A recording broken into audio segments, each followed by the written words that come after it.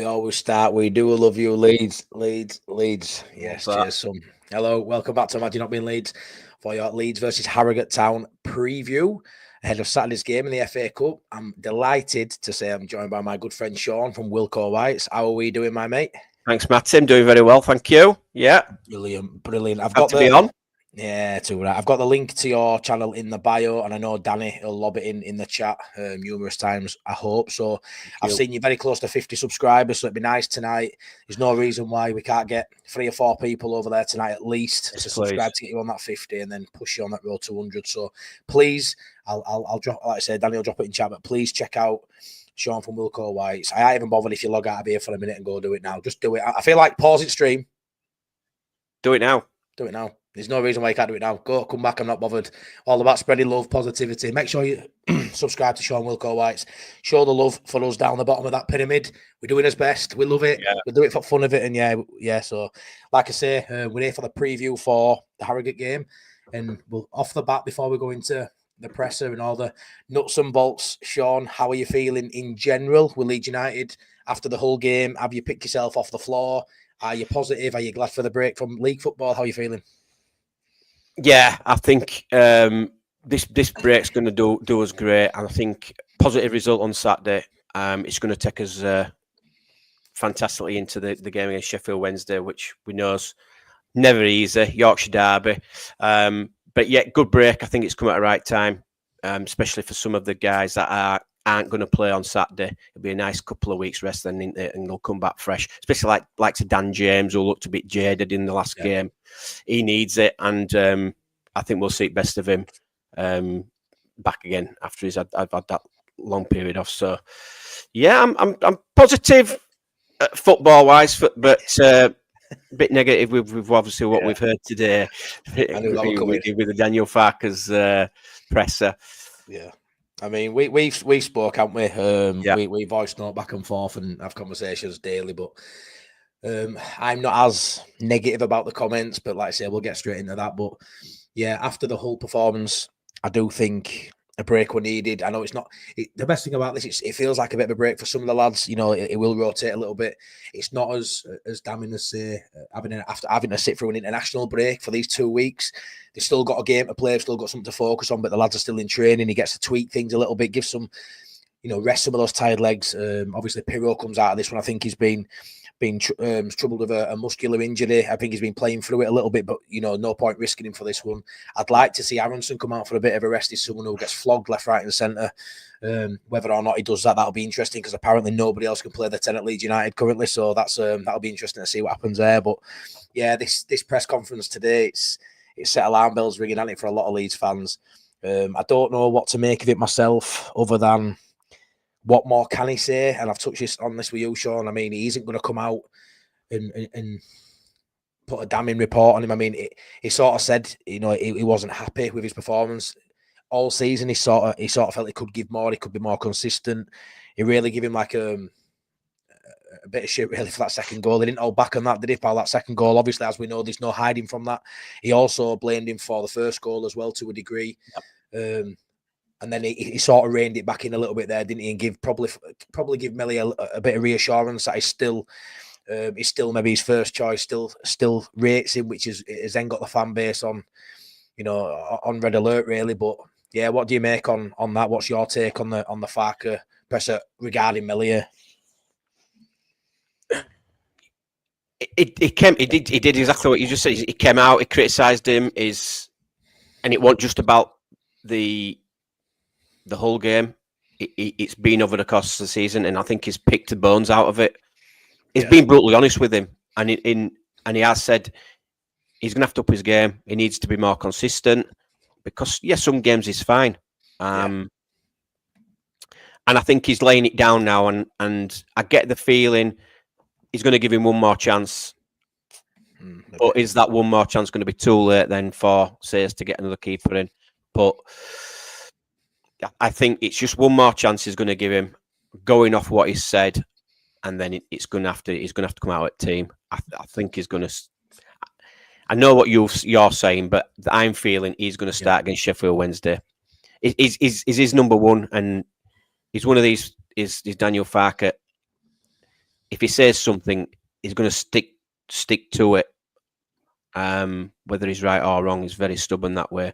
But I'm just hoping it don't cost us long term. Yeah, no, I agree, mate. He's I've said it on a few streams now. He's got all the negative sides of Bielsa, the stubbornness, the pre-planned subs. He's got a lot of Bielsa's old traits, the ones we didn't like, and he hasn't got many of the good ones we did enjoy. But yeah, I don't know. Like Danny says here, I could have told you he wasn't going to drop Mez. I mean, I'm still of the mindset of, well, he has dropped Mez for this game, but we're always going to, yeah. But we'll speak on Wednesday game as and when that comes, because honestly, I can't call it. I really can't call it. And I know I probably stand alone on that in terms of the Leeds fan sphere, the YouTube sphere, everything I've sort of seen after. I mean, me and Sean both made a point of watching the press conference before we watched anyone else's take on it. We wanted it to be fresh. We wanted it to be his own view, because sometimes you can get swayed in this, on this YouTube scene. You can watch some of people you really look up to and admire, like myself with Joe and stuff like that, and you can sometimes take a little bit of their view on board. And it were really good to watch it back myself before I watched anybody else's take. And after I've watched it myself and I've seen other people's take on it, I feel like I stand alone on the fact that I still aren't sure. I don't know if in his mind he is dropping Meslier, which he could be. We don't know yet until Wednesday game. He still can't come out and give a damning report on him. He can't come out and throw the bucket in, because if he does that and Darlow plays, mate, against Wednesday, and then he gets injured, what's his support? He can't go out there and really hammer him. All he can do is constructively criticise, and that's what he's done. And then he's tried to then give him he's had to give him the shit for what he'd done, and then he's had to rein it back a bit to keep his confidence, or try and build that confidence up that's already on the floor. I don't think he's ever going to come out, Sean, and go, right, Darlow starting, and it's his shirt to lose. He's never going to say that. Never. No. And he reined it back, didn't he, like you said, and he talked about how old he was. He's still a young goalkeeper, 24 he is, but he's an experienced goalkeeper. Goalkeeper at year last season and all that, championship team at year, and pulling up, but he was, and he was, and even though the stats say differently, he were voted it, and that's what we've got to look at, and we all look at the stats, and if we're seeing it, then the club must be seeing it. Yeah, they'll have all this, the analytics and all that. He's been in decline now for the past 3-4 seasons. I've got the stats here for it, but it's if it wasn't so much of a decline over the past years, if this were just a blip, say a 4 to 5 week blip, we could understand it, and you could say, right, we know he's a good keeper. We've seen it over the years. Let's give him another chance. But it's the decline that's worrying, and it won't. It's not just Daniel Farke. It's Jesse Marsh and all that. They've all given him the chances. It were only Sam Allardyce that came in and said, no, you've got no confidence. You're not a good shot stopper. You're making mistakes. You're coming out at team. But every other manager seems to like him and stick with him, which is crazy when you do look at the figures. So I don't know. Us as fans, we know what we want, but Daniel Farke sees him all the time. And you're right, he has to back him, Matty. He does. He has to back him, but I'd still like to see Darlow in goal for the Sheffield Wednesday game. 100%. Like Danny says here, he sort of summed up my point up there, and feel like Farke was going to aim justified criticism but keep his spirits up. Meslier will know he messed up and possibly know the tension amongst the fan base and any words spoken in the dressing room. 100%. And there'll have definitely been some harsh words spoken. I mean, we saw the way that defensive line reacted when that second goal went in. I mean, that were quite damning, to be fair, the way Rodon reacted in particular. I know there were a few more lads there with scowls on the face, but Rodon were very vocal, very, very angry. To Mesliers' face, he'll have seen that, and that probably will have continued after the game. Dropping points like that, and we can always generalise it and look at the positives, which we try to do. We always try and end on a positive, and the positive is we're still top at league. But the problem is, if you're going to continue playing Meslier, for me, is good for another couple of them mistakes from now till end of season, Sean, and another couple of them mistakes might be the difference between finishing first, second, or being in playoffs. And as we know, hurting Meslier's feelings or potentially, devaluing him by not playing him potentially, which has been one reason why people say he might stay in. That's a lot less important than getting promoted for Leeds United, because ultimately Melly will move on at some point in his career and we'll be left rotting in Championship. And we've seen this before. We've seen us get relegated, and we've seen the likes of Mark Rocker piss off and not give two fucks. Go to a better division, a better league. Rasmus Christiansen goes to play for Roma in Europe, and we're rotting in Championship. So you see it a lot. So side before self, I care about Leeds United. I'm just about to say that. Care about Leeds United. About to say that. It's right, in it. Great minds think alike, mate, and it's one of them. And we're good people. We don't want anyone to feel bad. We don't want anyone to be low. I mean, it must be awful how he's feeling right now. But for Mellier's mental health, for his all-round general well-being, he does not need to be starting the game at Elland Road in this next fortnight. And we know he isn't starting on Saturday, but potentially he's starting that Wednesday game, a local derby. They're going to be all, it's going to be blood, sweat, and tears. It's going to be hell, thunder, and fire. What they're going to bring at Elland Road. You know what they're going to bring. We know it. It's Sheffield Wednesday. They're going to sell their allocation out. They're going to absolutely bombard us with balls in box. If you're a Wednesday player and Wednesday manager, and you look at that team sheet a week on Saturday and he's in goal, you're rubbing your hands together, you're not. Yeah. And you know what they're going to do? They're just going to aim. They're just going to pepper him. They're just going to aim for him. It's going to, even if it's long balls into the box for him to deal with. That's what they're going to do. Is the weak link in this side, and you hit the nail on the head. The side before the self. What about rest of the lads and rest of the team? What? I'm one of these. I don't fall in love with players very easily. Yeah. And players come and go. Meslier for me has been at this club too long, maybe, or it should be as number 2, and we should have a better keeper in. But it's all about the club first, and at Leeds United, that's what I'm bothered about. If he starts against Sheffield Wednesday, and if he makes mistakes, the crowd are going to turn on him, but it's going to turn in a nasty way. And we don't want to hear that. We don't want to hear bulls going round on Elland Road, do we? And it's not towards any player.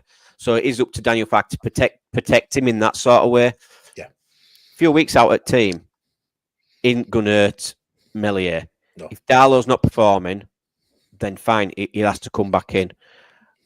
And at least then you get to look at Darlow and see if it is a good option. Then they can make a decision on whether they buy a new keeper or not, or they commit into getting a new keeper in this transfer window. I agree. Which is sounding unlikely, but I'd rather have a look at Darlow now, but next couple of games, next 2 or 3 games, and we can make the decision at the end of the transfer window, press the button on a new keeper if need be. But it's risky sticking with Meslier, really is. 100%, mate. And like I say, I don't know how much you actually get out of just playing Darlow in the FA Cup against Harrogate. It could be a difficult game, FA Cup tie. David V Goliath, we'll get into some of their stuff in a bit. There's every chance that could happen. We'll see what Leeds United are like. The likelihood is it won't be. Someone flashed up the bookies odds there. It seems a foregone conclusion. Leeds win this and win this well, and they should do. But you never know. It could be a dogged evening at Elland Road if they could, bombard us box. It could be a really tough affair for any keeper on the day. And if I think he's sort of done the right thing taking him out of this game, even though he sort of said that was always going to happen, which is again reassuring to Meslier that you're not getting dropped. It's just a case of this was always happening for this game. But like I say, you're not going to notice too much with Darlow in this game, because if he has an easy game, it's Harrogate. He's done okay. But what we're going to happen against Harrogate? But the Wednesday game, that's where you get to see what he's up to, what he's up for potentially. Like I say, it could come in the FA Cup game. I just don't see it really being that hard. But that Wednesday game, I want to see Darlow. I want to see what he's like at this level. We know we can do it. But if Meslier comes in and he has a couple of okay games and window slams shut, might seem all right for a week or two. It's been all right for a month or two since that Sunderland game, but it's always lurking in the background. And like I say, the odds on him not doing one more of them from now to the end of the season, it's just not going to happen. No.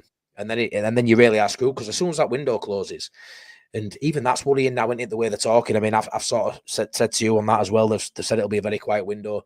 I don't think that means they do nothing. I still think they'll have They'll have the cards close to the chest, but they'll still be looking. They'll have shortlists. They'll have shortlists for every position, Sean, lined up for next season anyway.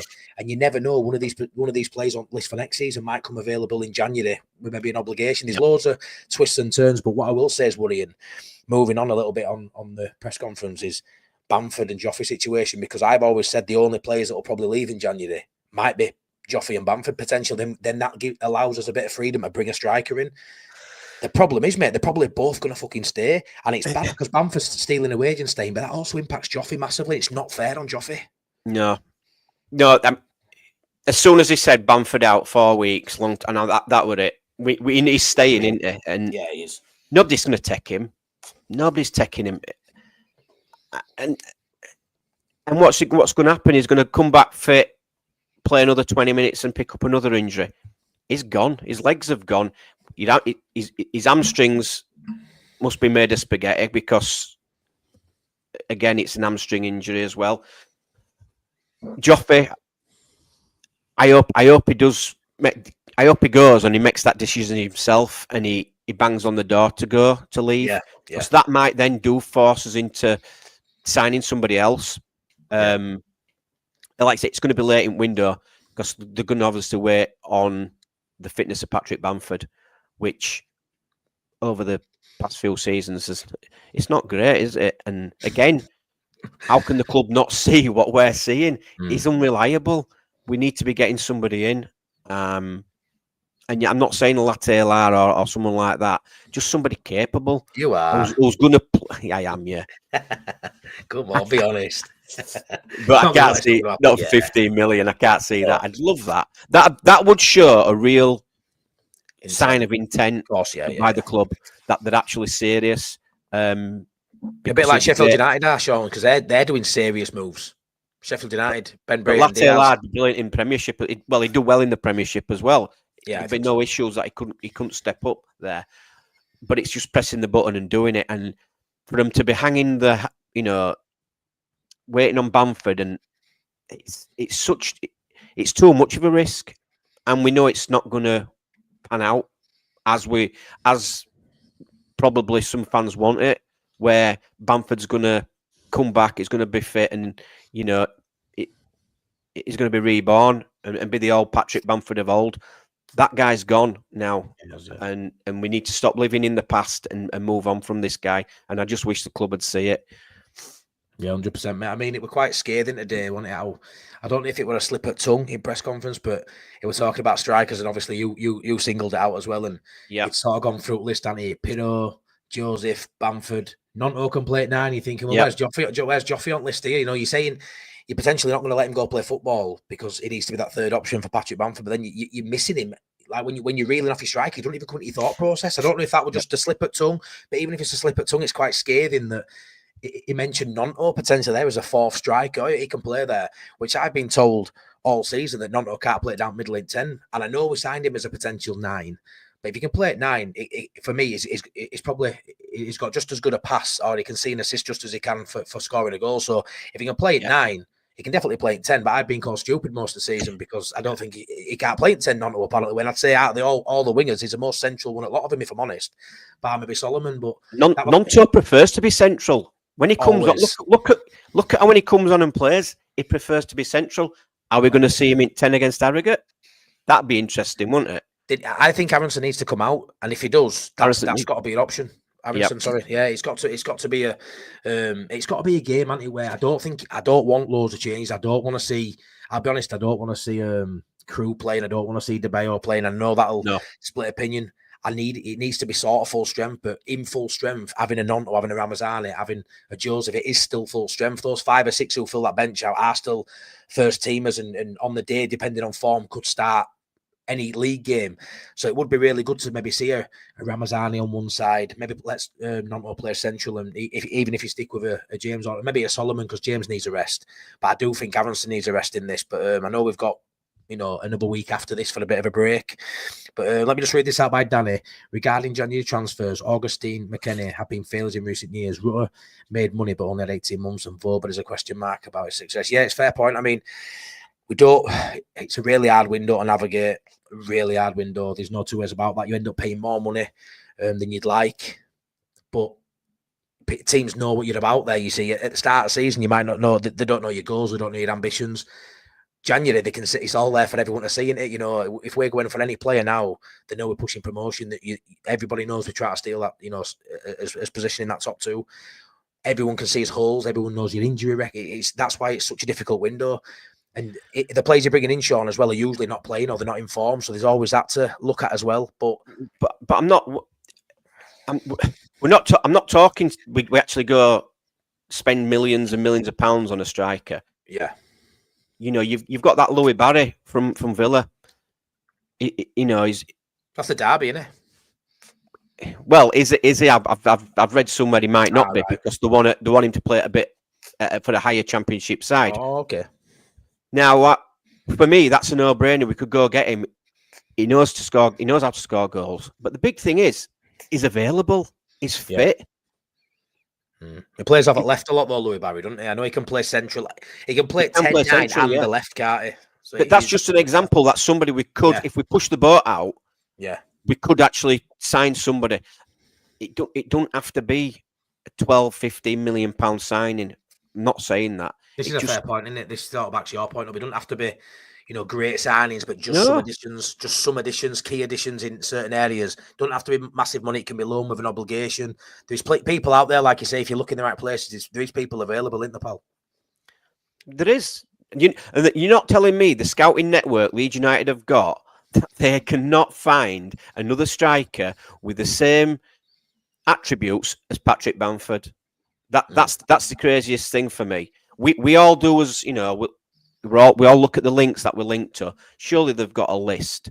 They'll have a list for next season if we go in Premier League. They'll have a list in case we don't go up, and surely they must have a list in case Bamford gets sold or isn't available. Come on, he's no good. He's no good to us anymore. He spends more time on physio's table, you know, picking up a wage, and it's time for a change. There's got to be lads out there or strikers out there that we could get just to help us get over the line and get promoted. Surely. I mean, it'll be a strange one, mate, if we don't actually do any business when you consider we've got the same people in charge who were there last January and were there at the playoff final and saw what happened. And you look at it and everybody around us strengthened last season. Everybody around us strengthened with all the players that we were linked to. I don't know if it's a factor that people can see through Farke in terms of I'm probably not going to play.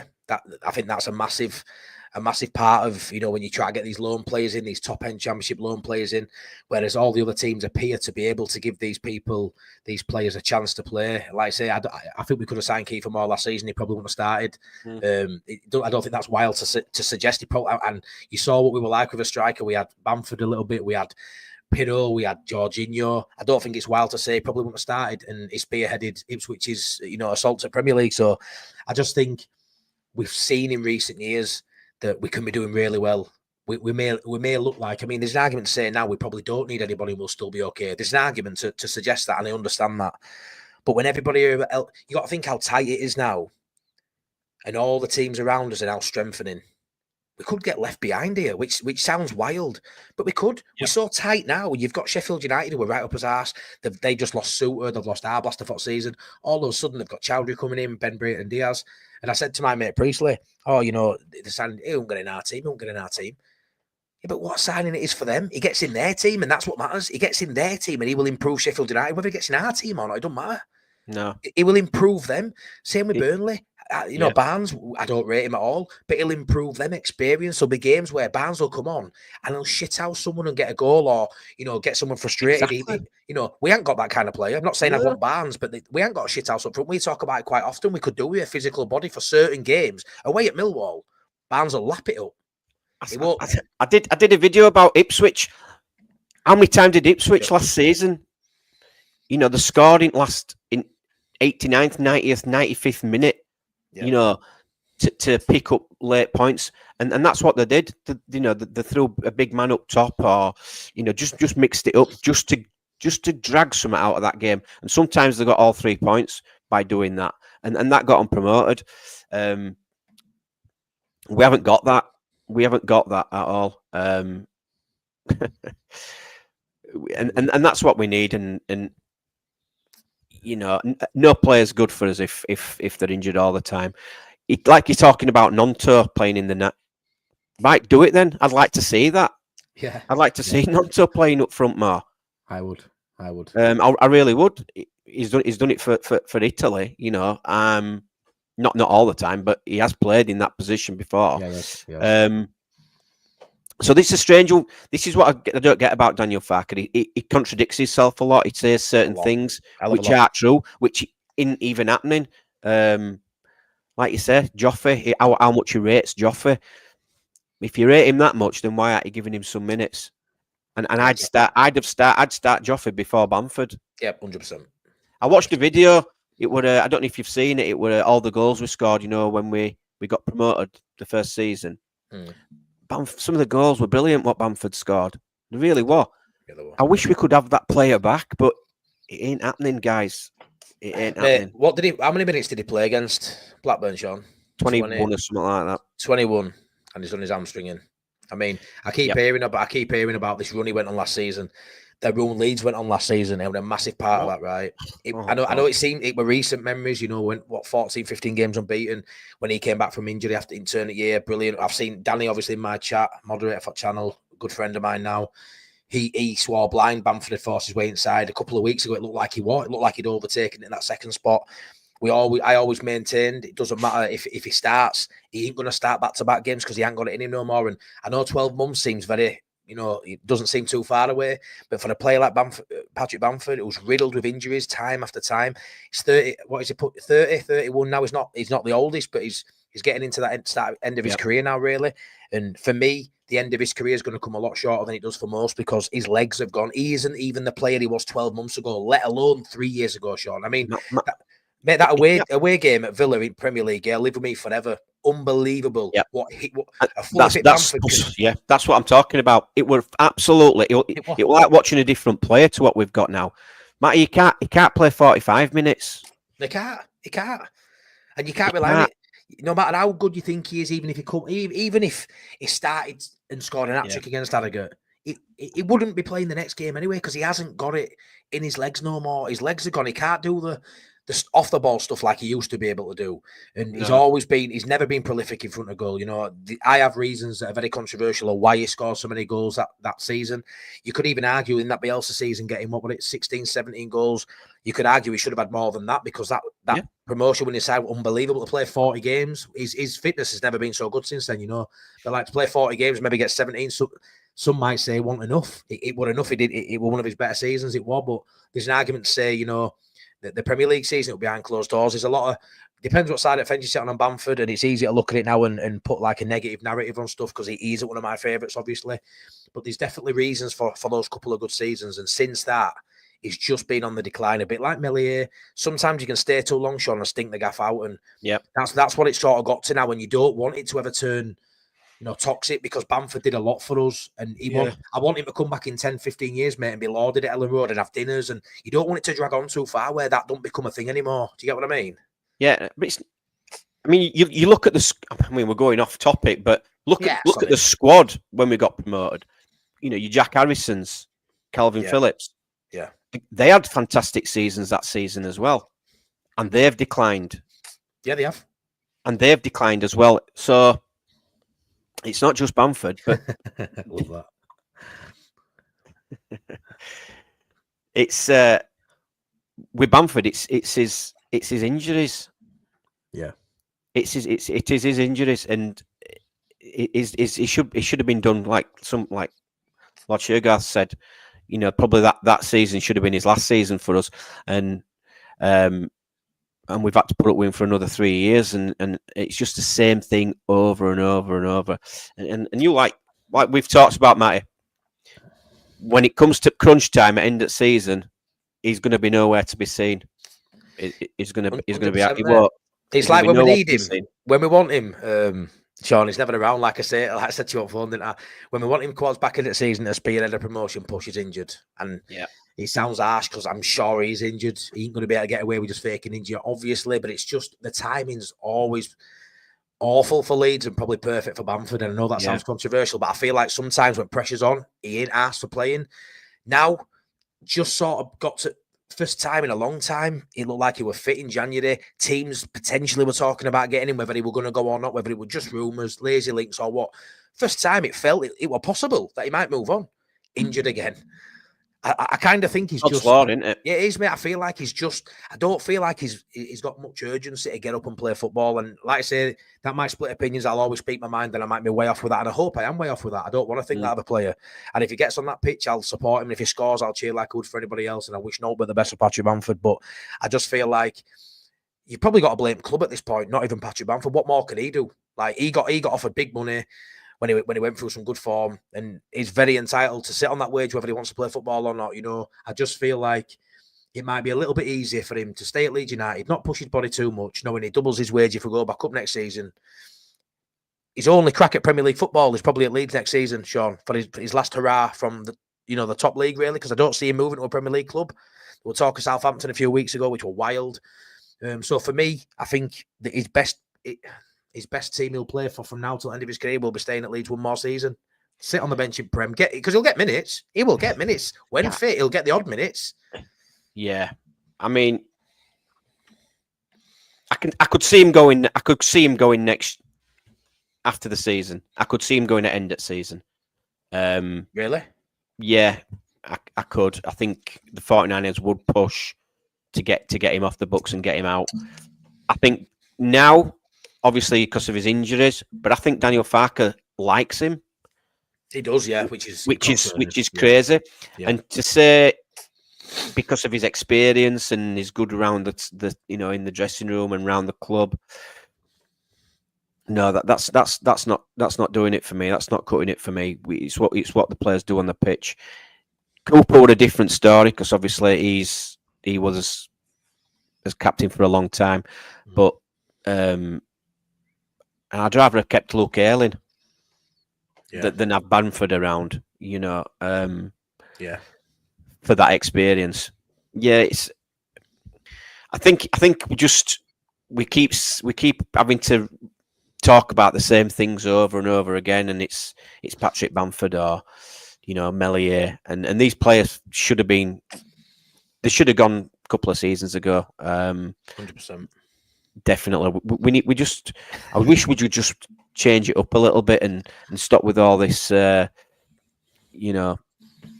look at Tom's comment there. Bamford knows what he's doing. Legends tag and all that, and keep faith with them. What's that? Bamford knows what he's doing. Let's be honest. Gets injured when the window opens. He wants to sit him on the beach, money grabbing. See you next Tuesday, Tom. That's what it looks like. It does, mate. I can't disagree. Us as fans, that's what it looks like. That he's all right for a few games, but then where were he for playoffs and last season he goes missing. It's all right, isn't it? It's all right being fit, Sean, isn't it, for the games mid-season or early on in season when there's not much riding on it, there's not much pressure. And then, like I said, when was the last time we had him when we really needed him, when it got to crunch? It just hasn't happened in a while. And like Tom says again, it might just be good for the dressing room, to be fair. Do you know what it is, though, Tom? We'll just make him hitman then. Yeah, do you know what it is, though, mate, right?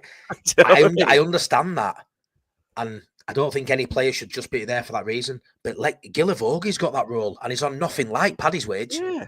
You can't be on 70 grand or 35, 40 grand, whatever it is in this league, and just be playing card games it back. You know what I mean? You've got there's a lot of people outside the playing staff that are all there. They've got team psychologists. They've got the team camaraderie has probably never been in doubt. But you can't see his body language, Matty, though. His body language says totally different. His body language doesn't tell me that he's trying to jeer this team up and get. Half the time, he don't look that interested. He looks very disinterested. It's even warming up, next to West Ham when they're warming up. I mean, even see Joffrey the odd time he's on bench, and he's bombing up and down, breaking his back, just training, warming up at half time, knowing he's not even going to get on pitch, let's be honest. And Bamford just sort of saunters around, and I know he's that sort of, he gives that sort of energy when he's playing. I know he gives a lot when he does play, but he looks quite prim and proper, doesn't he? And do you know what I mean? And when he's warming up, I just look at him and I think, do you even want this? And it's a very scathing conversation we're having at minute, Sean. It really is, for someone who's just been named injured. There might be someone watches now, someone watches tomorrow, who's quite scathing back at us, but I'll always speak my mind, and I know you will, and that's what this channel's about. That's what your channel's about. Divides opinion. But so far on chat, a lot of people agree with that sentiment. That I just don't feel like he can't get away from an injury. An injury is an injury. And like I say, at this point, I've probably got to look at the club and say, you know, you fudged it up a long while ago, like you fudged a lot of things up, the JKA stuff around the same time when they offered him that contract for Bamford. They fudged a lot up and it went all on 49ers, and it were all the people who came beforehand, even though, you know, they were in the house at that point. But at the time, what it crazy to give Bamford a 4-year deal on big money? Maybe not, because Tottenham wanted him. They sort of scared us into giving him a bigger contract.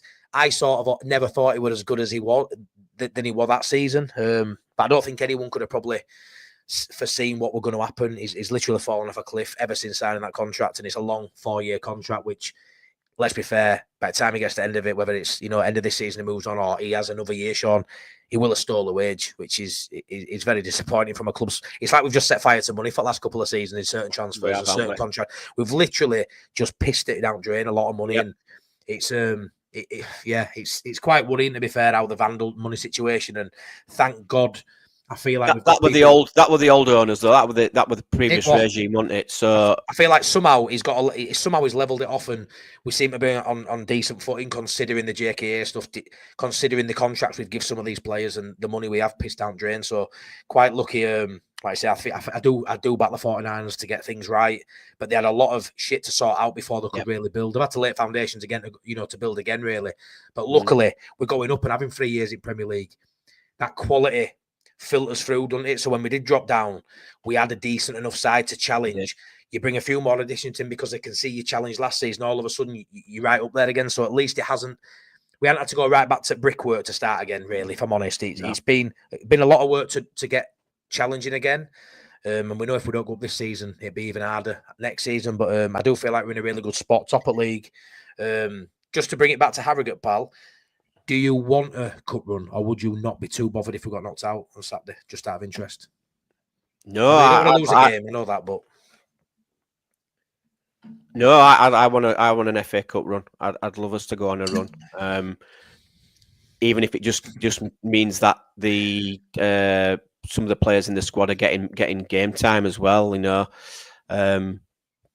I'm quite passionate about the FA Cup. You know, it's not like it used to be, was it? But it were everything to some fans. But no, I think I'd love a cup run. Get them into next rounds.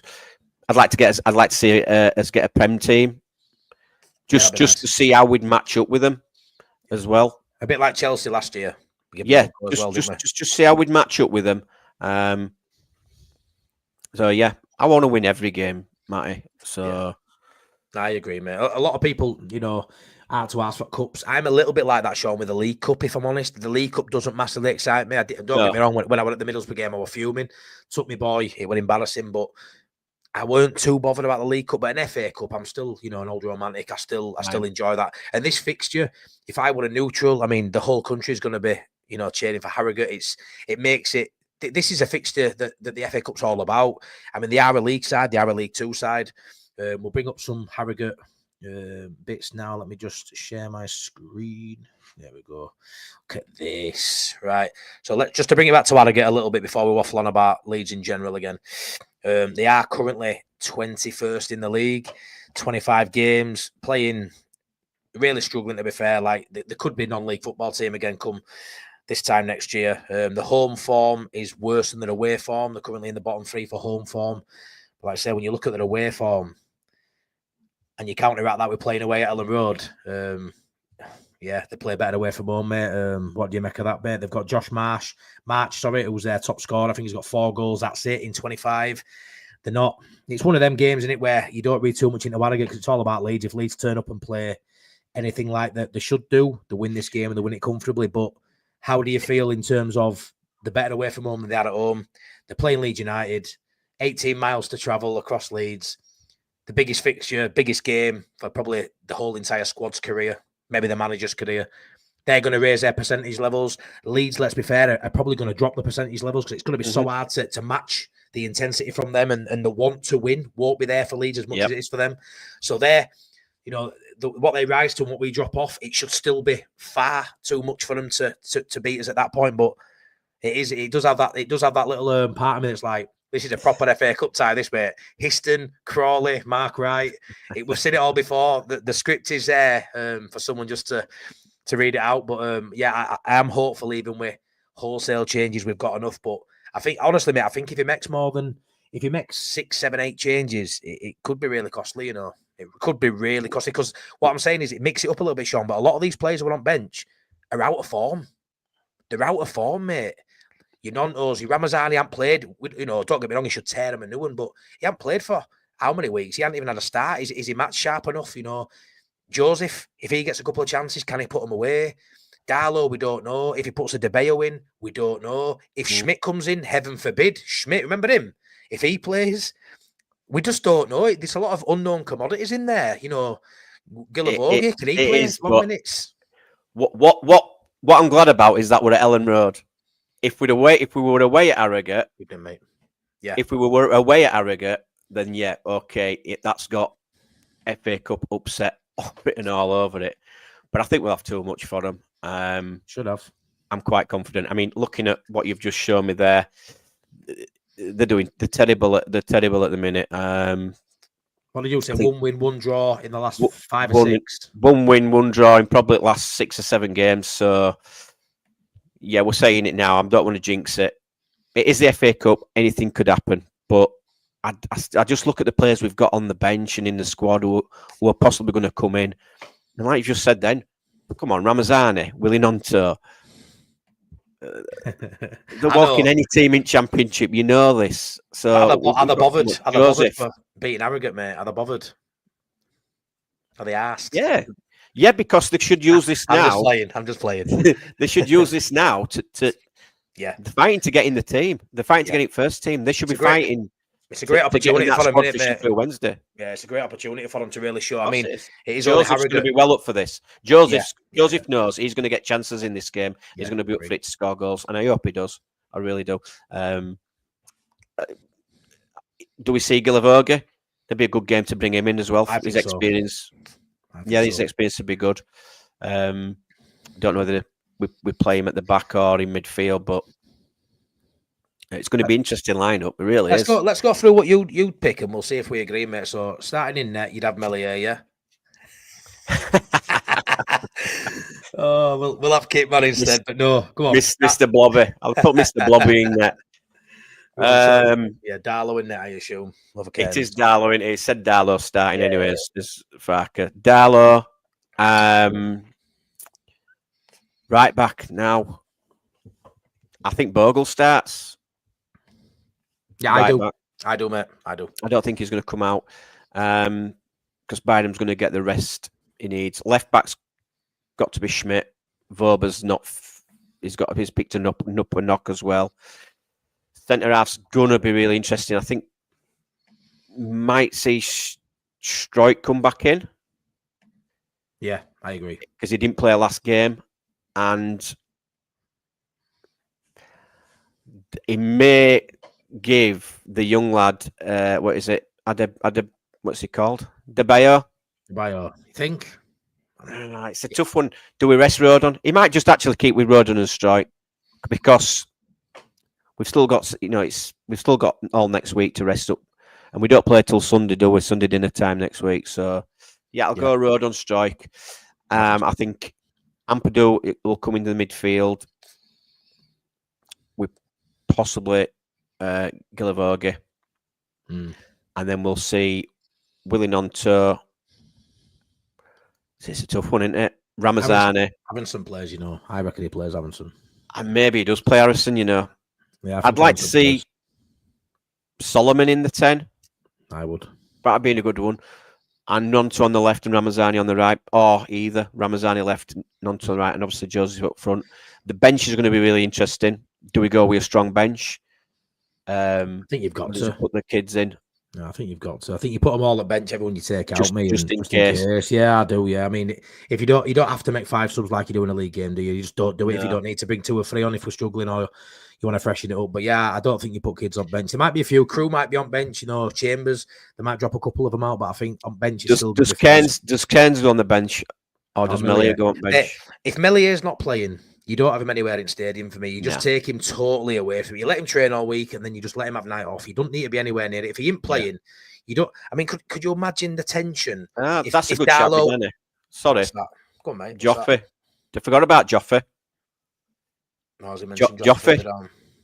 Yeah, Joffrey. Well, yeah, it's interesting. If Joffrey isn't in the lineup, you'd say he's off out, wouldn't you? You'd say he's leaving. He's a move imminent. So, yeah, at the minute with it all up in the air, you'd have to say Joffrey, and he probably plays in 10, maybe. He's probably only one. I mean, it's one of them again. If Aronson plays in 10, that's a very scathing thing as well to look at and go, well, he don't back anybody else to play that position. So, I mean, if he plays Aronson in 10 for this game, I know we've got a week either side with games, but I'd have to say that probably even further shows that we need a 10 in January, even if that's the only position we go with. Because if you can't rest Aronson for this game, you're never going to be able to rest him. There's got to be players who can play there against Harrogate, and if there isn't, and he plays him again, you're just flogging him. You're flogging him too much. Let me just quickly flag this up because I don't know where this has come from. Only Leeds bros would love that, Danny. I'll be going over for a week on the piss up at the Moot All Arms with Matty and Sean. It's Matty's round. He never buys the pints, right? Only Leeds bros don't believe you. He's telling me Matty's wallet has flies come out of it. He doesn't even have a wallet, Danny. Not like us Irish at the bar getting the drinks in. You know what this is, yeah? I've definitely bought a round. But half of the time, I've still got 3/4 of a chuffing pint by the time the two Irish lads go back to the chuffing bar. So that's why I can't get a round in, because I can't keep up with buggers. I'm in training. I'm even having one tonight. It's not even final pint. This is first pint, and it's a Thursday. That's what his presser did to me. I'm doing dry January. I'm not having a drink all January. When's Cardiff game?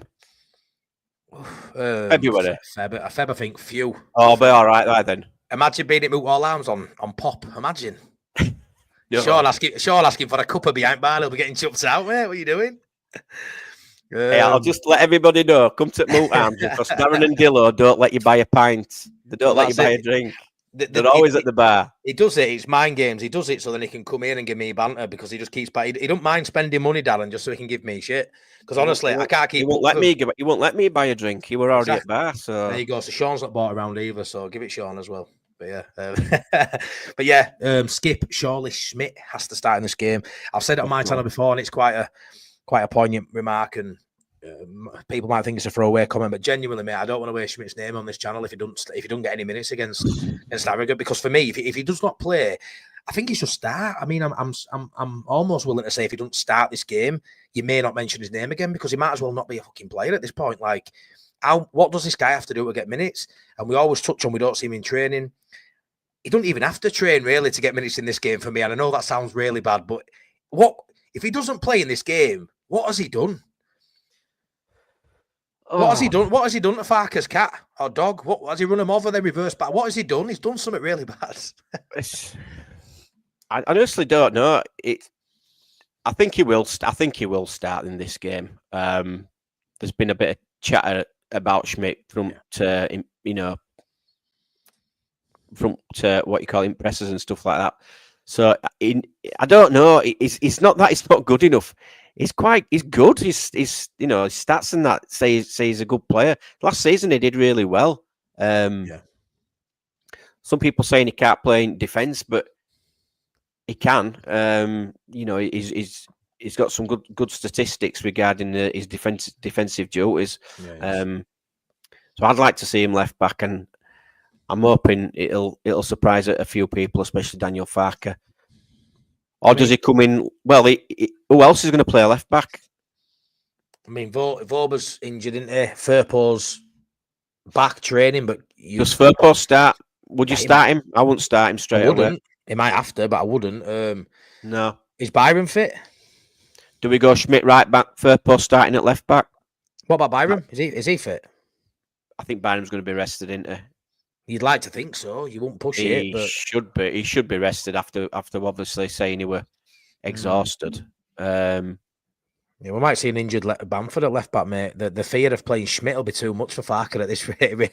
He really just doesn't want to bend and play him. But yeah, like I say, it's very scathing if he isn't in in the 11, let alone on the bench. You know, imagine if he comes on for 10, 15 minutes again. It's still not enough. Surely is good enough for starting. You know, even whether he's fucking play him on wing. He's come on late in game. I ain't bothered where he plays. There's probably 5 positions you could play him. You can play him in centre because he's come on in centre, and you can play him on either flank. Either as defence or as a winger. He's done well when we've come on. He's not done naught wrong. He's got an assist. Didn't he set up a goal? They did one of them. Yeah, did or strike. Yeah, he's done nothing wrong. So yeah, he could play in multiple positions, but I think we're a bit short on left back and right back, with obviously people injured and having a. So he's saying by them, Danny. Okay. Yeah, he is. Yeah, he's saying by them. Let's bring Danny's back up again. See, Danny's saying Darlow, Byram at left back. I assume Gilavogi, Strauch. I don't think he'll play Gilavogi at centre back, but I see you try to give Rodon a rest, which I sort of don't disagree with. Schmidt, Ampadu, and Crew. Ramazani, Joffe. Yeah, I mean, it's a decent side, but when you look at that, you've got Darlow, who don't play any minutes. Fair enough, he's going to be playing this one. Then you've got Gilavogi, you've got Crew, you've got Joffe. That's 4 out of 11 that don't tend to play many minutes. Is that too much? It might be. I think that might be too much, me, honestly. I really do. I don't think there'll be much changes at all. I think it'll be like, I think he'll treat it like a league game, me, I really do. I think whoever's fit at full-back, they'll go away. I think the centre-halves won't touch. Keeper's obviously changing. I feel the midfield sort of picks itself, any two of those three. And I think all he does is rotate the wingers and play Joseph up top. I think it's just like an away game at Derby. I think it's literally, honestly, bar Darlow, I think he treats it like a league game, because I feel like it's gone from being a bit of fun, something to take your mind off at pressures at league. We probably should be 5 or 6 clear. I'm going back 2 weeks here before this game, looking at this fixture in future. All of a sudden now, it feels like a bit of a must-win and a bit of a must-be a good performance, because fan base, considering we're top at league, a lot of us are quite down at the minute. All we're getting is we've got no exciting new shiny toys coming through the door. I don't agree with that, but it's possible. They're saying everything to dampen the spirits with that, so it'll be a nice surprise if we get a shiny new toy. We've then come off back of 2 draws, which isn't the end of the world, but the way we got those draws is really started the year off poorly. It's really knocked that wind out of our sails, and we're flying high, till New Year's Day, weren't we? And they've sort of knocked that out of a stride. But there's a lot of things to be happy about, granted. But recently, this last week or so, spirits are quite low, and I feel like a decent 4-5-6-0, which sounds, disrespectful to a degree, but it should be what Leeds are looking at. These players who you've said, Sean, who you think will play, they should all be vying. I mean, if you're going to bed at night as Joseph on Friday night, you're going to bed thinking I can get an hat-trick in FA Cup here live on BBC.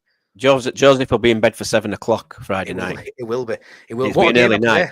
What a game to play for him. Someone who needs goals, and for Leeds United, for trying to get promoted this season with the debacle we've had, him or Pido, all he can do is perform when he gets a chance. And I don't feel like he's ever really grabbed that shirt. I feel like he got given it and he's lost it and never really pulled it back. Pido got it back off him. He came off a bench, he impacted games, and he went, give him my shirt back, and he's kept hold of it. Odd rotation.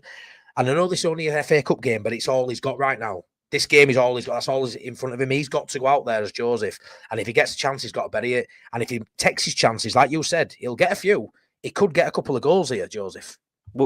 He will, because with Pirro not playing as well, we could see Joseph playing full game.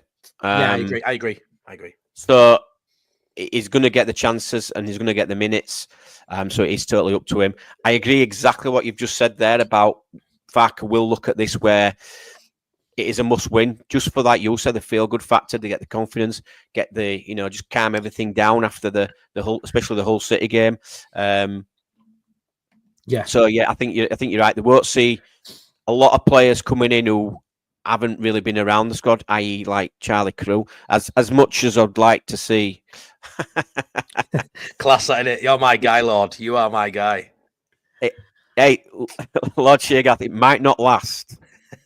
What date? It's only 9th, and I've only been doing it this week. This is why, Lord Sheargath, even if I knew your real name, even if your real name were Dave, I'm still going to call you Lord just for that comment for the rest of my life. You are a Lord, yeah. Especially when you say that veganuary shit, yeah. So no, I'm not into that. No, yeah, good. You can't beat a good sirloin. It's just Sean's just into dry January and clearing out his sinuses and sending me a video. That's it. I'm just going to share I'm just going to share my screen for everyone. I'm joking, Sean. I'm joking. I've been full of cold all Christmas, guys, Class, and it just can't. I just can't get it out of me. And I use one of those nasal cleaners and sinus cleaners. Leeds need to use that to get rid of Bamford. It's best thing I've ever used. Sorry to bring that back, mate. But like you say, I think it's a good point to look at and go. It's a game where he might have tried a few bits and pieces. We know he don't change tactics too much or formation. It might have been something he looked at, maybe experimenting with this one. It feels like I don't want to disrespect Harrogate, but it feels like a little pre-season game, mid-season, couple of weeks either side. It's not like we're playing again Wednesday. He could try a few things in this, but I just feel like it's gone from being I've just seen a comment from Skip, and I was thinking this myself. Which one? I know it's jumping down. The three at the back. Yeah. Go on. You said this to me earlier, mate. Go for it. That's interesting. And do you know what? I could see him doing it. He has talked about doing it. He has touched on doing it in the last home game, didn't he? Yeah, he has, yeah. That could be a possibility where we do go like a 3-5-2. And you see Aronson get a rest then as well, don't you, Sean? Aronson get a rest. You could possibly see Nonto and Joseph up top, or even Joffrey and Joseph up top. That'd be exciting. That'd be really interesting if we did that. I'm obviously strike road on. Would you play Ampadu? Or then would you see like a Debayo coming in? As long as he's next to Rodon and Strike, I think he'd be fine. Yeah. No, I think it's a really good point. Comment that. I really do, and I know we're at home, and people might say that's bit of a defensive tweak in it to make you more solid, not to get beat. But the way the wing backs play in when you play with three at back, it doesn't. You always think of it as a negative, don't you? Because you're losing an attacking midfield and putting another centre half in. But the way I think it'd suit Leeds to a T. And I don't think it'd hamper us going forward. I feel like it'd have opposite effect. I feel like the way having three at back, especially if it's Ampadu who comes in there, I think he's such a good playmaker from back anyway. The wing backs would be. You think a fully strength side, Firpo, Bogle, Dan James would do it. Dan James would be a great right wing back for me anyway. I personally an opportunity to play two up top as well. It does, but you've been screaming that all season, haven't you, Sean? You'd love to see Pirro and Joseph play. Really do you know with the Joffrey thing as well? I think Joffrey his profile is two up top. Joffrey isn't a lone striker. He's probably not a 10. He definitely ain't a winger. He's sort of born into a time that doesn't suit him. You put him back 15, 20 years, the whole Shearer and Owen sort of vibe, you know, the Cole and York sort of time, you know, big man, little man, two men together. That's probably Joffrey, and that's probably Pirro's best as well. You know, I kind of do agree with you when you say a Joseph and a Pirro would probably work. You'd have Joseph doing running, you'd have Pirro always in box. Matt Duke, Alan Smith. Exactly, and you know, if you get the balance right between two up top, it's a fantastic tactic to use, and not many people use it. So it's something I'd love to see us do. But for whatever reason, these days, it's always a 4-2-3-1 pretty much across the leagues, isn't it, unfortunately? Well, it's all about the same way. I mean, it's all about controlling possession, and you know that 4-2-3-1 is a good formation for that. But again, we play three at back, we have five in midfield, you pack it midfield, and we've got two up top, so you're gonna have more bodies in box. We're gonna have all the ball, we're gonna have all the possession. And we're going to have a lot of chances created. So I didn't know he'd come back, Sean. Did you? Did you know he'd come back as well? Luca Thomas, I know he'd had a good time at York. I didn't realise he'd come back. Tom, no, I didn't even know. No, I didn't know that. He's had a good season. I wonder how well he got on. He'd done all right at York. I mean, first few games, you see Joe talking about him, and he was doing really well, scoring goals. I don't know how it went on the whole, but maybe we've brought him back to maybe loan him out. You know, at a higher side, a bit like Villa have done with obviously their play, what's it called? Or have we brought him back to give us another option, maybe? Maybe, mate, because he looks an hell of a player. But I just think they're not going to look too far down that into you for this game. I really do. I feel like it's gone from a game where they were going to do that to being very much a must win, a must not fuck it up for me. And he don't even want to be a tight game. I sort of feel like they'll try and get fans some, you know, after recent results. But I might be way off with that. That lineup might come out and it might be full of kids. Because you could see.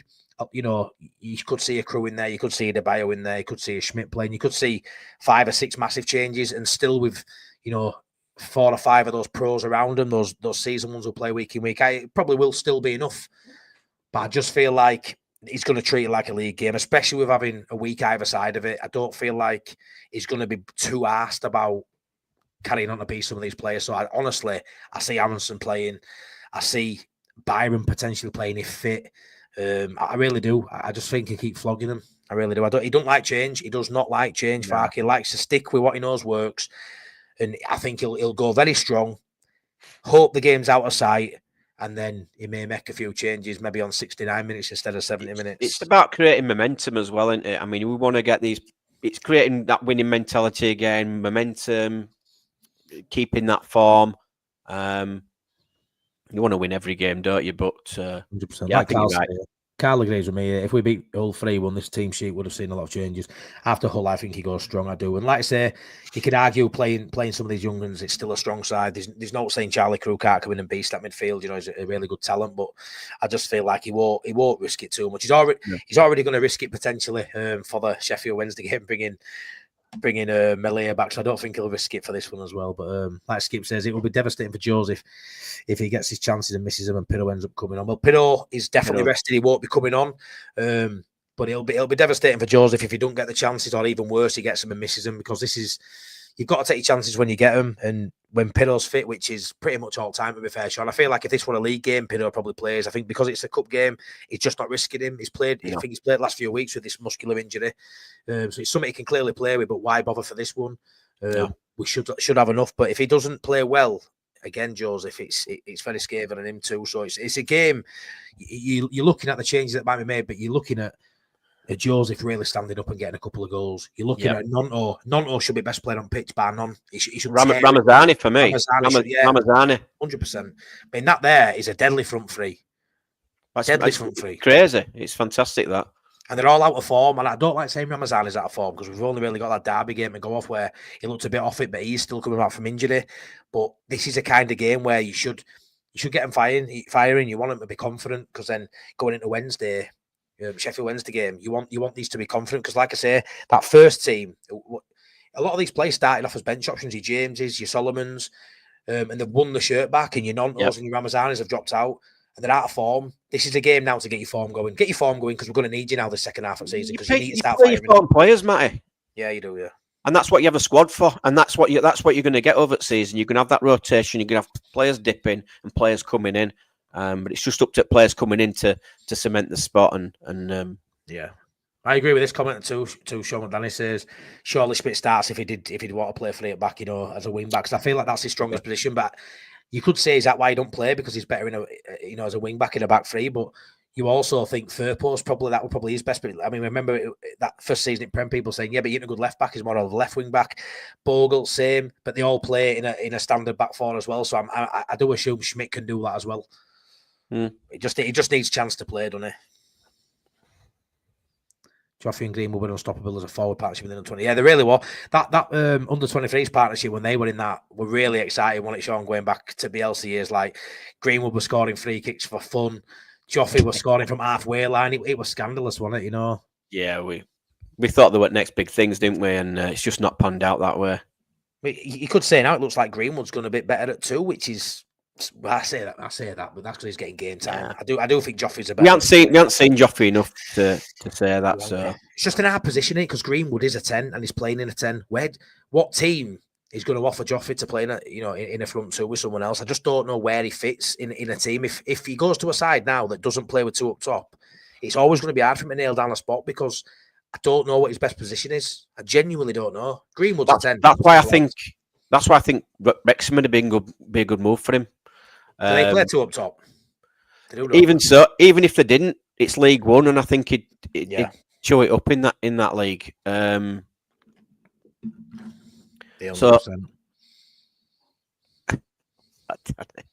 So yeah, for me, I think Wrexham would be a great move. And I don't know why it popped up, but I was watching a channel yesterday, and it was a Wrexham channel, a young lad doing it, and they were talking about Bamford and Joffrey, absolutely buzzing. You're on 51 now. You're on 51 now, pal. Everyone who's in here, make sure you get over and subscribe to Sean at Wilkowhites. He's on 51 subs now, so make sure you keep going over and giving your love to Sean as well after this. Thank you. Before this, during this. There you go. Look, getting a few subs now. Lovely. But yeah, it's going to be interesting to see the lineup, like we say. What do you fancy for score, mate? 4-0.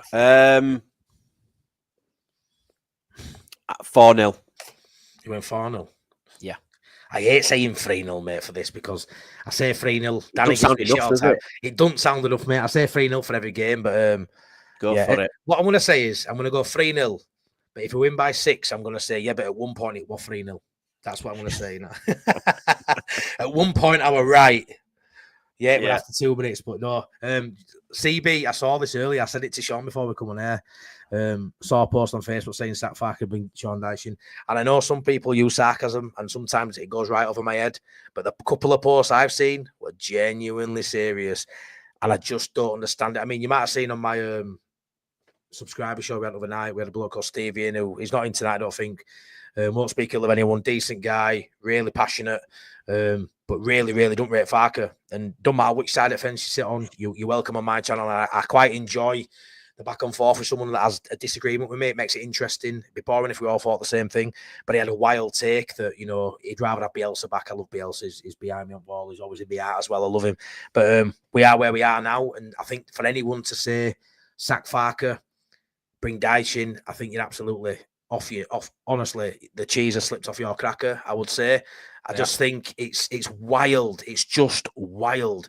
I mean, if we were fourth, I'd agree. I'm fourth in, you know, Sunderland are buzzing to being fourth away. You know, we've got different aspirations to them. But I think when we're first, regardless of how close it is, that's it's credit to everyone else being able to stick with us. You know, we've had these mistakes and they've capitalised and kept it tight. Because I didn't think it was this close going into New Year. I won't lie. I really didn't. And the worry is now they're strengthening, so you don't know, you know, how the land lies going forward. If we don't strengthen, you know, do they even pass us? We don't know. But right now, to look at Sean Dyche and say you'd rather sack as manager, we saw what Birmingham did, you know, last season. We saw them in fifth, sack the manager for what they thought were a better manager, and the season derailed. You can't do it mid-season when you're doing well. We had it with David Moyes, though, didn't we? When he got, it's mental. Get Moyes in. Get Moyes in. The talk is it's mental, mate. I mean, you get rewarded for doing well. I like to think everyone in my chat, everyone who watches this, everyone in life gets rewarded for doing well. Imagine if you're working in an office and you're top of your sales targets, you're hitting them all. You walked in one day and they said, don't like you. I fancy it bald-headed bloke with a goatee with an husky voice because he sounds sexy. Those that are saying they want Sean Dyche in, I bet they're the ones that wanted Sam Allardyce to stay on. Guarantee it. 100% probably, mate. I'll tell you what, though, I'll give Sam Allardyce his flowers. It was only one that dropped Melier, wasn't it? It was only his football's like, it's prehistoric, but it was the only one who saw through Melier's, but like shit, really, wasn't it? But you know, he's gonna get a couple of calls right when you're making some money, I guess, and that was one of the ones I'd say he got right, but it was never going to be enough. But yeah, it's congratulations, Sean, on getting over your 50 subs on the road to 100. We will get you there in the next few weeks, I hope. Thank you. Danny's put his own link in as well.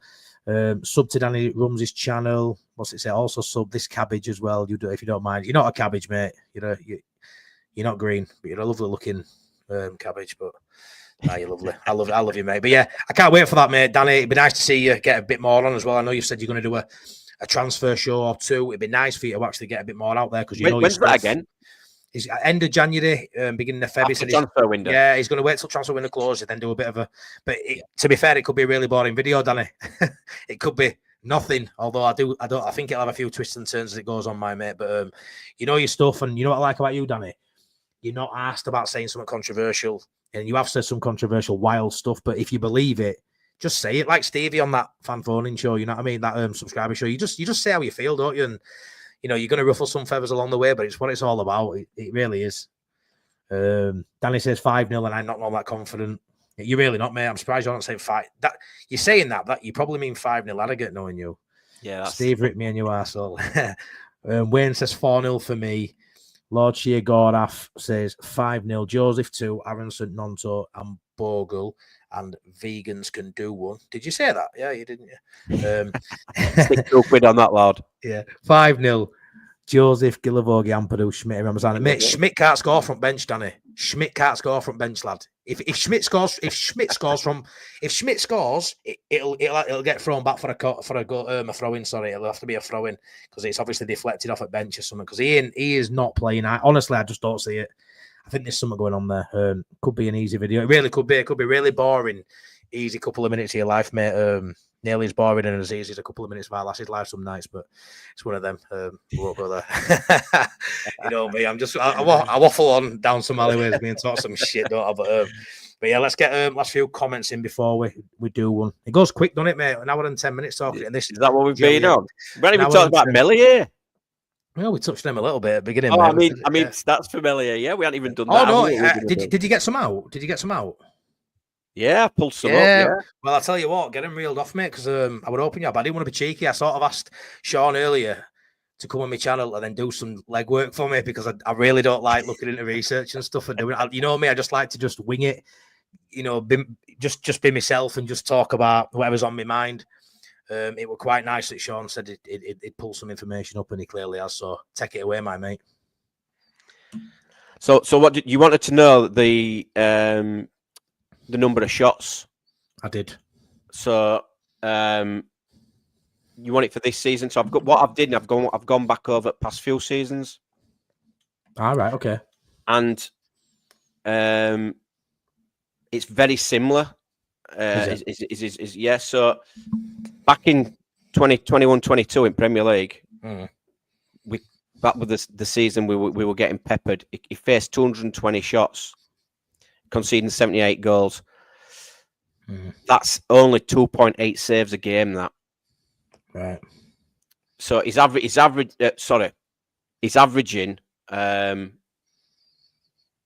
every two to three shots he concedes a goal, and that's throughout. Do you understand that? Yeah, I do. Yeah, every 2 to 3 shots he's conceding a goal. Yeah. That was the same the season after. Yeah, and it's same this season. 56 shots he's had to face. We've conceded 17. That's at 3.3. Conceding. Yeah. That's three saves, and we score. That's what it is. That's why I don't get involved in numbers, mate. It's really hard. So what you're saying there is, for every 3 shots that he faces, every 3 shots he faces, we concede a goal. Yeah, that's fair. That's what it is. That shows there, Sean, that the eye test matches up with the stats, really, because that's how I feel watching him, pal. But look, I went through his save percentage. The year we got promoted, it were up 83%. No, really? Yeah. Wow. But he didn't have to face that many shots. Then year after that, it was 73%. Then 21-22, it was 65%. 22-23 season, it was 58%. 23-24, it was 68%. And this season, it's 66% save percentage. Now, you're comparing that to, say, even Victor Johansson, 75%. James Trafford, 85%. Cooper, 79%. They're conceding goals. I mean, James Trafford, he's conceding 1 goal every 6.6, say 7. Wow. 7 shots it's taking. What a difference. 7 shots it's taking to beat James Trafford, when it's only taking 3 shots to beat Melier. And that's just a quick look. That's massive. That's absolutely massive. And that's the difference. And that's the difference. I mean, even Michael Cooper's up at 5 shots. It's taking 5 shots to beat him. Well, I mean, Melier, even it can be less. It can be like it's like 2.4%, but 2.4 shots. It's crazy, honestly. Sometimes it's just 2 shots. So that's wild, that, mate. Like when you look at his competition around him, that you're having the facing sometimes double or more than double the amount of shots Melier is to I do find with Melier, and the eye test sort of backs it up, that we'll go through some stages. It's been a bit better recently, but we'll go through some stages where the first shot in every game goes in. That happened massively last season. That was his biggest fault for me. Every time a shot went on target, it went in, and it was always first one. And that's something that a lot of people get it mixed up and say he's a really good shot stopper. He ain't a good shot stopper. He's really good one-on-one, but shot stopping he ain't that good at. Matty, let's say he's faced 56 shots and we've conceded 17. Victor Johansson's faced 130 shots this season already for Stoke. Wow. But he's only conceded 28 goals. So he's faced an extra 80 shots-ish. Yeah. And only conceded, 11 more goals? Yeah. So it's taking like over 5. It's taking over 5 shots against Victor Johansson to actually concede against him. We were linked with him, Sean. 900 grand. Why did we get him for $1 million? Yeah, 900 grand. It wasn't at all mental. Yeah. That's if we had him in front, behind our back, behind our defence, we'd be so much better off. 100%. I know it would be. I know if some of you don't understand that, it's easy because I've got it written down here, but when you work it out, it's absolutely crazy. And that is over the past 3 seasons. He's not changed, or he's even declined slightly as Meslier. It's wild when you think, mate, how squeaky clean we've got to be in a game to try and concede less than 3 shots a game so that they don't penetrate and get that goal. Because in a game at Championship, especially when you're playing the sides around you, there's every chance they have 2 or 3 shots on goal. Every chance. I mean, we have some wild games, Leeds, or wild runs where we go 3 or 4 and the other team don't get a sniff. That does happen because we are that good at controlling a game. But you're asking a lot, aren't you, to not concede 2 or 3 on target a game, and when we do, we concede. And that's exactly right, issue. And that's what we're seeing. Yeah, that's wild, that, mate, that those stats show that. And like I said to you off air, you know, when it comes to these, I think 14 or 15 clean sheets he's had this season, it looks great, it does. But we haven't faced many shots in those clean sheet games. Like, your stats back it up there, we probably haven't conceded the 2 or 3 shots in those games. Hence why we haven't. You know, I remember Sheffield United game at home. I don't think we conceded a shot on goal. It might have been just the one. There's been many games at Elland Road I've been to this season where we haven't conceded, and they have not been anywhere near our goal. There's been games where other side can't even get out of their own half. Yep. It looks good for Meslier, it does, but when you break down the individual stats like you just have, then, and that's very simple. People at club, there'll be statisticians at the club. That's all they do for their job is look at the data. You've done that in, I say 5 minutes. I don't want to play down your role in this, but you found them fairly quickly and easy. It's all there for you. I've just as a fan. Yeah, but it's basic maths. But you know, I've gone back to 2021 and 22. 220 shots, 78 conceded, and that's his form then. That's 2.8. So that's three shots to concede 1 goal. It's same as what it is now. So he hasn't changed. It's not got any better. And if we could see a bit of progression, him getting better, then yeah, fair enough. But he's not got any better from 3 seasons ago. No. So it's a massive shame we're having to do this. You know what I mean? And give a bit of a scathing. I say attack, but it's. I don't like doing it. I don't like singling. It's nothing against him, but it's if me can go on, and probably Lockyer do it as well. Just go on and have a quick look and work it out. Then the club obviously must see it, and they must be advising Daniel Farke and saying, look at his save percentage, look at his goals. You know, conceding every 2 to 3 shots. That's what it is. But it's blind faith, between 2 and 3 shots he's conceding, and it's shots on target. He keeps saying he's the best. He's still. I mean, he hasn't said that this season. He said it last season, but you can still see, you know, that today it irks him that he's got to give negative feedback to him. He really likes him. He really rates him, just like he does Bamford. And when the stats are there to prove he's not the best keeper in the league, how he got in that team at year last year, I'll never know. Because based on stats again last year, he was way down the pecking order, pal. Way down. And he's just he's continued it this season. And you could probably go through keepers all down the Championship and they'd still have better stats than Meslier. Which he proves it because he's down there for save percentage. But like I said, Darlow can't do any worse, mate, and I hope he does. Gives a good performance on. It's all he can do now, and we'll have to wait now till Sheffield Wednesday game over to see if his comments made today were in fact what everyone's thinking, which is potentially that he's back for that game. Give him a rest, take him out of firing line for a week, and then see how he goes. But for me, it'll still be too soon. It'll still be Elland Road packed out. He needs to come out and see what Darlow does. But it's up to Darlow now. We need to have a really good performance, look assured. And then if Farke decides to go with Meslier and it all goes tits up, it's all on Farke at that point, because Meslier isn't going to turn around and say, I'm not playing. He's got to play. He's going to put his hand up. He's going to want to play through it. But right now, I don't feel like he needs to be playing through this adversity.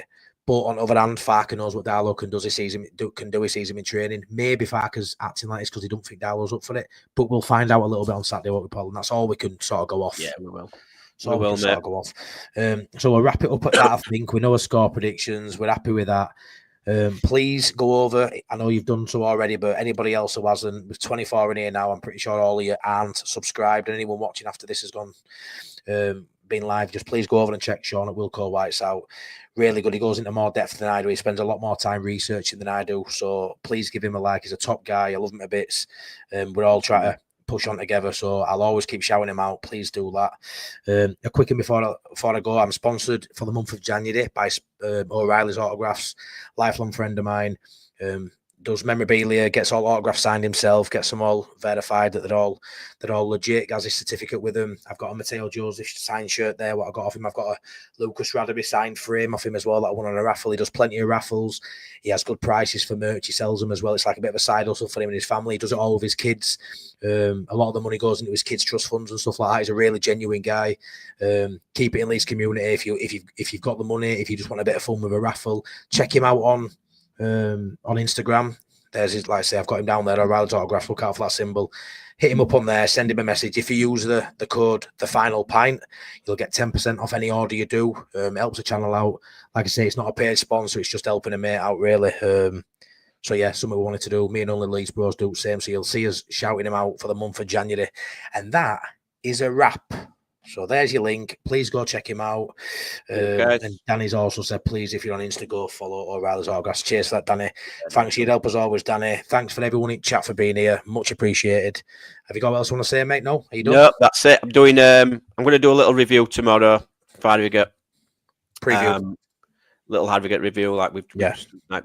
Probably may go into a little bit more depth, but and then look at some transfers links that we have been linked to. But that's it really, and then it'll be a preview for Harrogate game. So hopefully, right, okay, good result, brilliant, and then you'll see me back for my review on Saturday night. I've got Adam, who was on the subscriber show, who we got a lot of love in the chat. He's going to be coming on. He's going to be coming on for like his debut on a proper show rather than just a subscriber show. So I've got Adam on there. He's looking forward to that. So that'll be fun. So yeah, that'll be similar time, 10 o'clock-ish on Saturday night. And then it'll be Final Pint on my channel on Sunday night with the Only Leeds Bros as usual. So keep it locked in. Keep subscribing. Please subscribe to my page as well. And keep liking them. And like I say, check Sean out. Much appreciated. Thank you so much. Have a good Friday, everyone. Take care. See you all soon. Cheers. Thank you.